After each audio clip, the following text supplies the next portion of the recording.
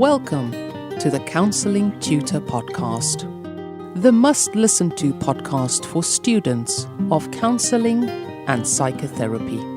Here are your hosts, Rory Lees-Oakes and Ken Kelly. Hello and welcome to episode 68 of the Counselling Tutor Podcast with me, Rory Lees-Oakes.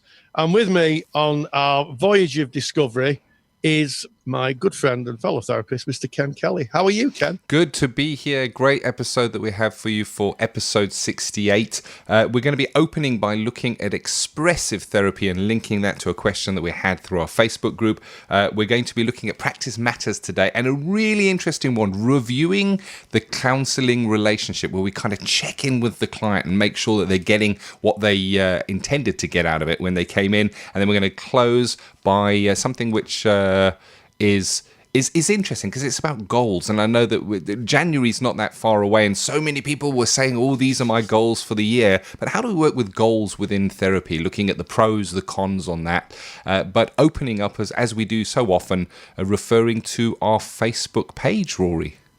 Indeed, and if you want to know where our Facebook page is, you can either search the internet for Counselling Tutor and you'll find our business page. Give us a review, give us a 5-star review. They always ask for the strokes you want, is what I think. I'm only on it if you can nip onto iTunes and give us a 5-star review. That'd be lovely. So yeah, always ask for the strokes you want. And also we have a closed group which you can access again from Facebook, or if you go to our mother website, counsellingtutor.com. Click on the link, top right-hand side, and of course we'll let you in. And there's 16,000, I think, the last look. Wow. People, I know. It's literally a football stadium.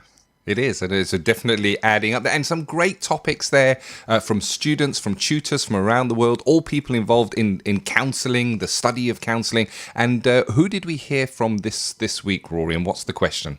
Well, a long-time supporter of what we do and a regular poster in our page, Amanda Ridyard. So hi to you, Amanda. And she says, hi, Rory and Ken. Just wondering if your guys had done a podcast on the development of expressive therapies or maybe its weakness. Well, I think that's really interesting because when we think of expressive therapies, you know, sometimes we talk about art therapy. Yep. And the work of Natalie Rogers, which, of course, was Carl Rogers' daughter. And Rogers talks of his daughter's work as ploughing new ground. And it certainly is. So I've got some observations on using art or sand or any medium. And actually, I found reference to it in Moby Dick, the book Moby Dick. Ah, interesting. Novel, yeah. Call Me Ishmael. That's the greatest start of any book I've ever read. Call Me Ishmael, so much of an introduction. And effectively, it's a story of people hunting a whale. It works on so many levels. But as part of the story, someone nails a doubloon to a mast, and the doubloon was an old-fashioned coin. And each of the people on the boat went to look at it, and they all saw different things within it. And in fact, Ishmael, who's like the hero, the anti-hero of it, he reflected his own reflection back where other people saw different things.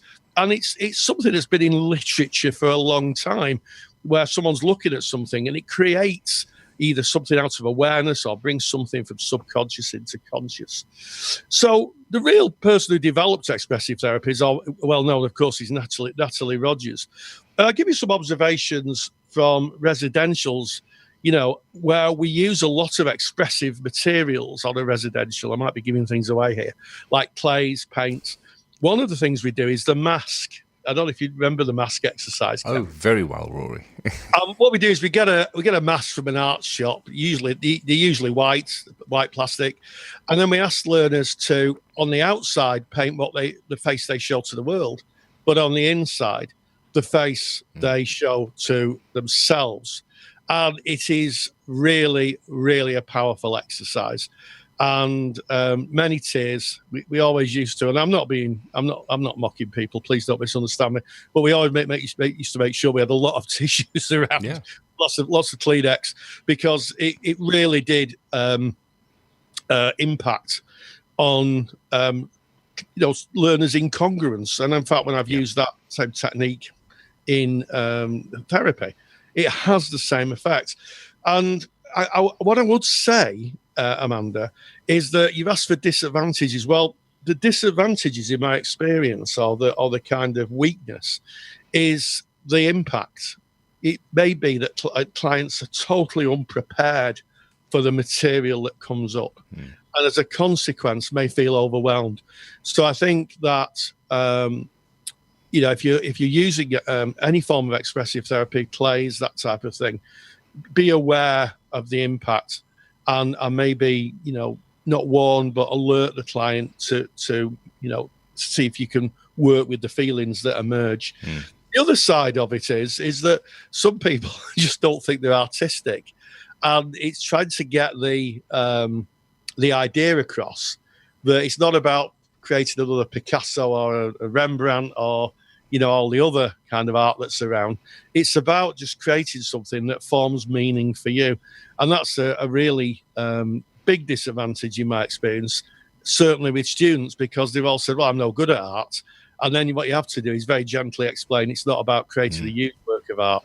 And in fact, the resistance might be that they're so poor at it, or they believe they're so poor at it, that it brings back childhood memories, maybe from school. Our old friend transference again. Big time. Transference tends to show itself in that kind of a situation. So expressive therapies can be drama related, they can be art related, they can be music related. There's many different ways of bringing that in. And what you're doing is you're using another conduit to basically tap into the emotions, the thoughts, and sometimes the subconscious processes as well. And that's where we see that transference, that counter-transference show itself. And it's a safe place in a way, in that I'm going to go back to the mask, Rory. So we're talking about the mask. You're drawing on the outside of the mask. This is what I show the world. And then on the inside, that I don't show the world, that I see, that I feel, that is on the inside. And there is incongruence, what I show outwardly, and here's what I keep inwardly. And in drawing it, it's almost like a threat-free environment, as Rogers would suggest that therapy is very effective in a threat-free environment. It's a threat-free environment because you're painting. And you're in a different mindset, using a different part of your brain to do the artistic expression. And it's amazing that when you take that, you may not think too much about it when you're doing it, because the tears are generally not as the artwork is being done, but as it is being maybe explained to the group, to peers in pairs, where you would sit and explain what your mask is about. And as you start looking at it and start looking at what you've created, it's amazing what can come up and what you can actually key into when you start talking about it. Yeah, absolutely. As a therapist, you've got to be super alert to that, because sometimes you have to contain the client, you have to contain the client and hold them emotionally, because it can be, and as I say, I have a limited experience with it in therapy, but quite a lot of experience working with students on residentials. And it can be, it literally is from 0 miles an hour to 100 emotionally. And sometimes you've got to kind of lean over and grab the steering wheel. Definitely. Help to apply the handbrake, because it can just unlock stuff. So I think that's something that I would observe. Definitely, and of course, very effective in working with children.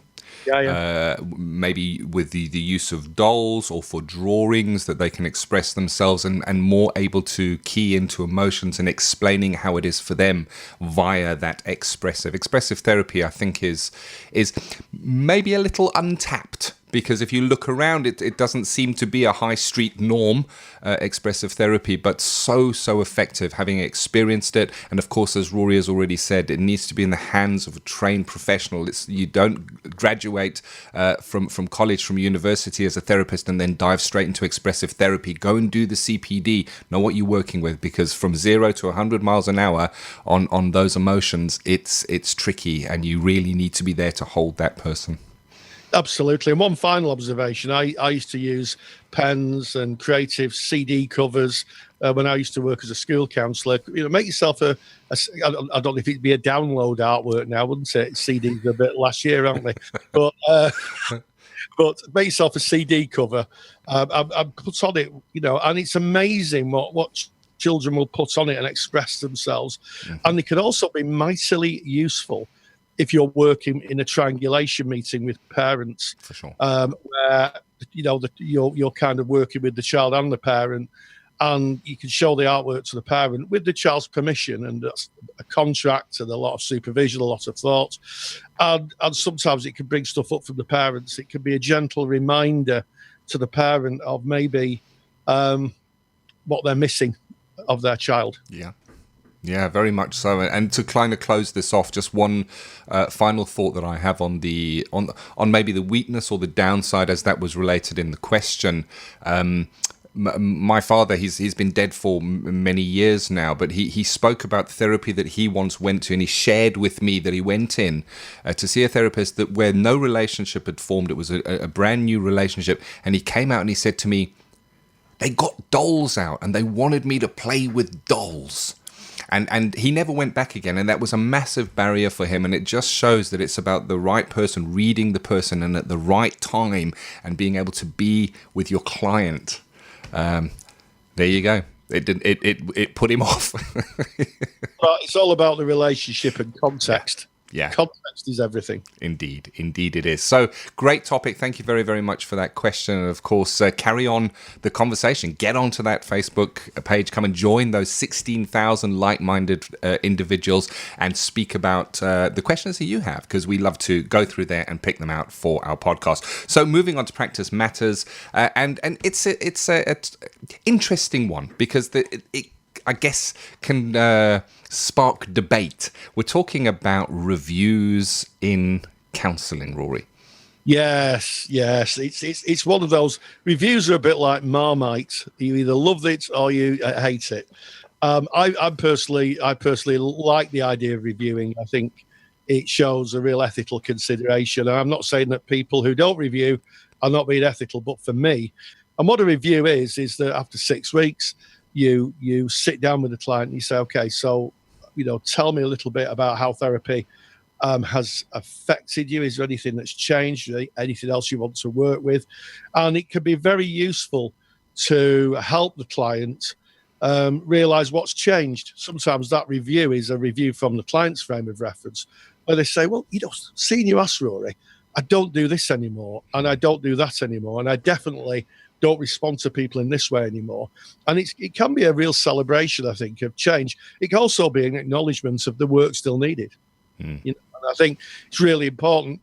And it's debated within the world of counselling and psychotherapy. Do you do review or not? When I was training, I was taught to do reviews.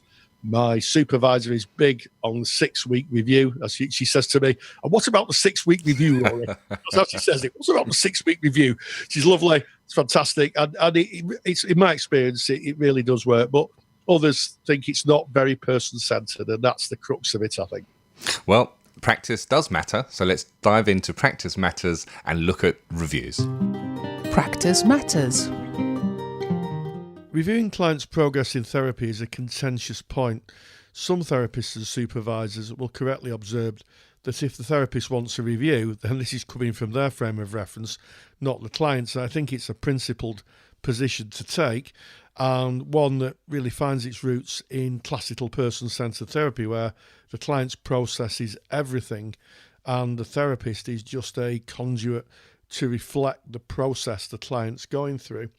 There is a counter position, and a review may be necessary for clients to assess what's changed for them in order to both validate progress and to focus on what other issues may need to be addressed in the sessions that remain.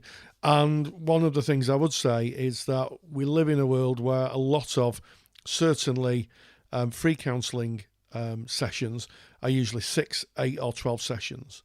And unlike unlimited therapy, it may be that there needs to be right at the beginning in the contract an idea of what the client wants to change. There's an old saying, without a goal you can't score, and it might be useful, instead of kind of just wallowing around in the therapy room, just working with whatever comes up, for the client to have an idea on what they want to change. This can be easier said than done, because some clients just feel existentially out of sorts, not connected. So there may not be a goal that you can actually find. It might not be as easy as that. But if there is, maybe something around anxiety, maybe something around relationships or patterns of behaviour, then those things are probably easier to assess than someone who's coming because they just don't feel themselves. The other thing to consider is different therapies have different positions on reviewing. So in classic transactional analysis, Eric Byrne wrote a lot about contracts. He believed that you contracted a therapeutic contract with a client, what they wanted to alter and change. You worked through the arc of therapy, focusing on those. And at the end, once that work was complete, that was it. That was it. The contract had been fulfilled, and basically a client could choose to look at another issue, or they could go away and celebrate their change of script, as they say in transactional analysis. The other aspect, of course, is CBT. Cognitive behavioural therapy has its core measurements, and a lot of CBT therapists use measures to try and sense how sensitive people are to situations or environments or traumatic situations. And that's built into a lot of cognitive behavioural approaches. And then finally, in a lot of healthcare settings, certainly in the UK, in the National Health Service, there's core assessment, which is a box form that you tick off asking the client certain amounts of questions. And then at the end of it, you then tick the boxes again. I'll get the client to tick it, and you can see how much progress has been made. There used to be a form called a HAD, I think, Health, Anxiety and Depression, which kind of gave a percentage. The person who was the counsellor could work out by marking the form, and 1 to 5, the questions were, do you feel anxious? Now 1 being not anxious, 5 being very anxious, and then people would choose. So assessment is always been around therapy, but some therapists choose not to actually do what I call soft assessments. They prefer just to let the clients be and explore what's going on for them. If you're wanting to build assessments in, and certainly if you're a student, it may be that your tutors are saying you need to do a 6-week review. I think it can be useful for students to gain a sense of therapeutic change and work with the supervisor with that. Here's some do's. During contracting, explore that reviews are part of the way you practice. So this isn't a surprise to a client. A client knows that within 6 weeks there'll be some sort of review process. Certainly ask the client what they feel about this. The client might say, well, I don't really want to do that. In which case, you have a decision to make whether you want to go into a review process or not. Make it really clear that reviews are not a judgment on their performance, but rather an exploration of where the client is in the therapy process.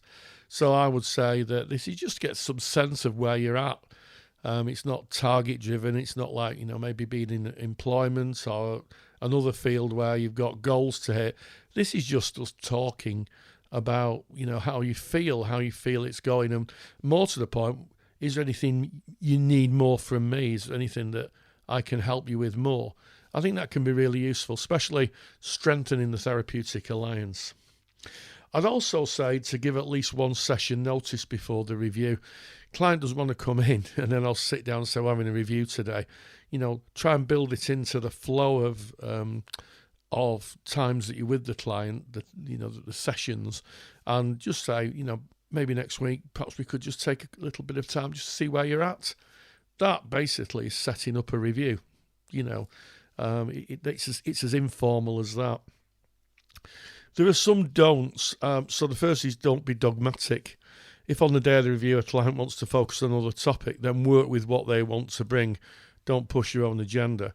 I know that I've thought, I'm going to do a review, and I've sat down. The client said, "You never guess what's happened. This has happened in my life." Then maybe the review can be for another day. You need to work with the immediacy of what the client's bringing. Don't give the impression that if a client has no progress to reflect on, they may have failed. I think this is about wisdom, as I said in the preamble. My view is that if a client comes and you say, "Okay, I just wonder what's going on for you. I wonder how you're feeling after a few sessions," which is the basis of a review, and they say, "I don't think anything's changed," that opens up a conduit for more kind of exploration of where the client is, and therapy then kind of re-engages and find out, okay, so tell me a little bit more about how you feel about that, and that again opens up a whole new therapeutic vista, so to speak. Don't panic the client by saying they have so many sessions left, and the inference being that they're running out of time. Part of the review is just to kind of get a sense of where they are, not to kind of be someone stood on the kind of line of a racetrack saying, come on, you've only got another 6 sessions, you've really got to kind of push and work harder. It's not about that. It's about just finding out where they are, what their perceptual experience of being in therapy is. Please remember that progress is a relative thing. What may appear a small movement to you may be massive for the client. And this comes up time and time again, especially when I used to teach, that someone would make someone would say, well, they've not done very well. And I say, okay, tell me a little bit about the client. And they say, well, they're doing this. Sometimes change of behaviour is a very gradual process with trial and error and fear and anxiety attached to it. So, even a small amount of progress is progress. Please be gentle and respectful. We should not leave the client with the impression that they have in some way failed. I think a review should be very respectful and very gentle in inquiry.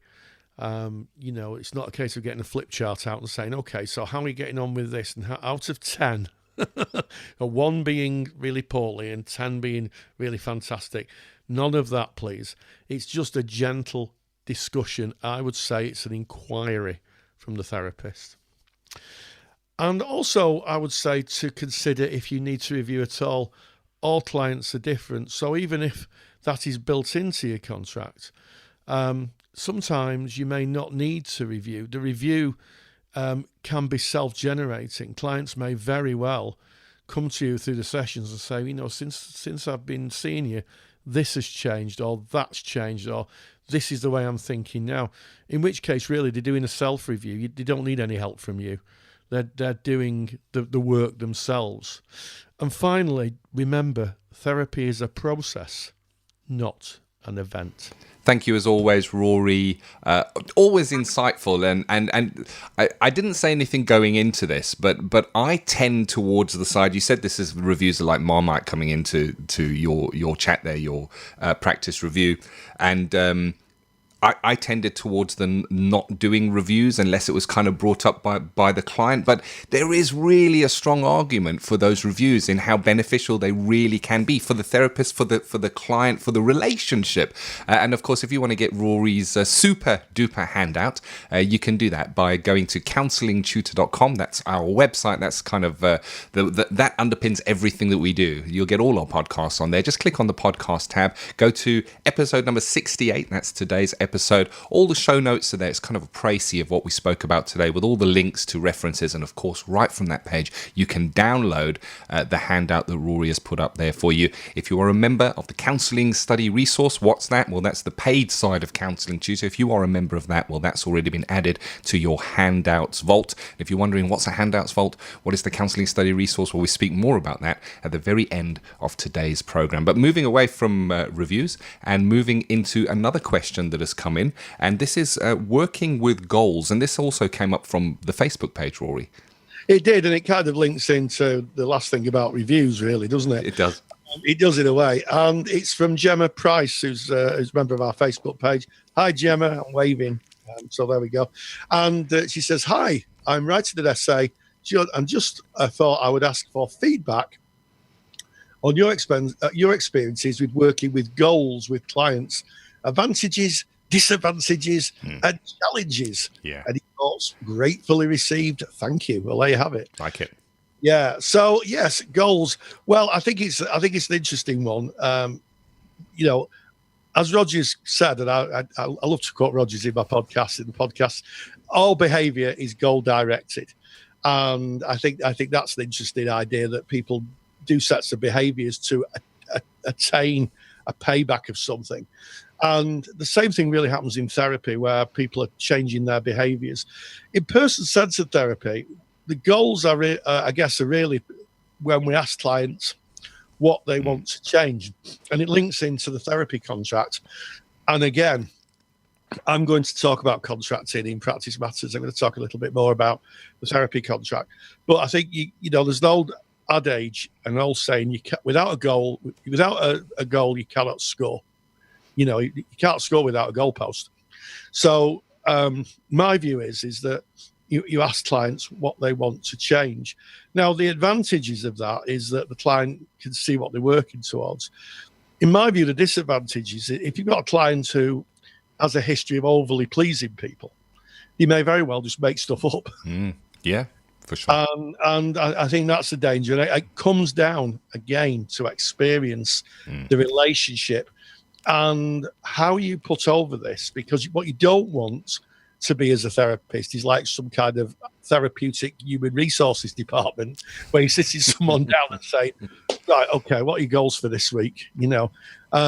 Because some of them might be very difficult, emotionally for people. This isn't a case of work-related goals. This might be small changes that people work on. So the advantages are, I guess, for me, highlighting what's wanted to be changed, and you're both working towards a common goal. The disadvantages are that, that people might not tell you if they've not achieved it. I used the word learning opportunity. I'm not going to use the word mistake. Many years ago as a practitioner, where I was working with a client, and she came in and she said to me, I don't know why I bother coming here because I failed at that, what I said I was going to do last week. That was a big learning thing about the importance of how she took that goal away from, and how she felt as she failed when she failed to achieve it, or her perception of failure. And the challenges are wisdom. If somebody says, I want to leave my partner, I want to get a new job, and I want to move to the other side of the world, and I want to do that by 3 weeks' time, it might be that you need to think, well, actually, some of goals have to be realistic, I think. Yeah. And sometimes clients come with unrealistic goals, and sometimes that's the therapy. That's the work.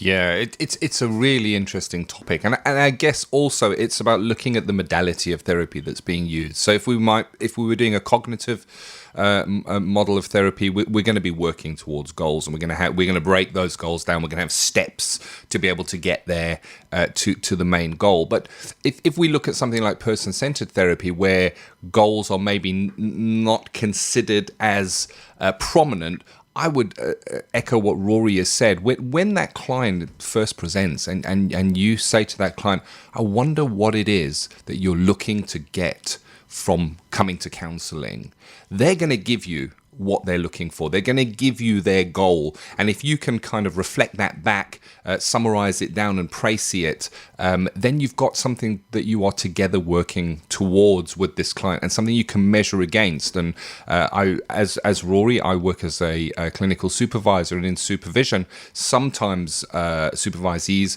bring difficulty with endings of relationships. You've got this, and I don't know, is it time to end now, or do we carry on going? And one of the ways of looking at the ending, or one of the signs or indicators of the ending of a therapeutic relationship, is where the goal has been met, where the client has come in and said, I'm looking to try and get this, and then they've got this, and we can reflect that back and say, I remember when you first came in and you said you wanted to do X, Y, and Z, and with what you've just said now, I'm realizing you're actually doing it. You've actually got what you came in to do. Yeah, absolutely. And Eric Byrne, who was the founder of transactional analysis, based his whole therapy on our contracted therapy contract. Definitely. So the idea was initially in what we would call classic TA, you'd have a defined idea of what you're going to change. You'd work that with your therapist. Once that was changed, a contract had been completed, then you could either go off into the world and just be in the world, or you could then recontract for the next piece of work. And in TA, there is the school, I think it's the Steiner School of Contracting. Claude Steiner, I think, and I stand to be corrected, but I think it's Claude Steiner and the contracting school of therapy, and so it's challenging. I think, as you rightly say, CBT probably has more kind of goals built into it as a therapy, whereas person-centered therapy doesn't. It's philosophical, isn't it? There's no goalposting.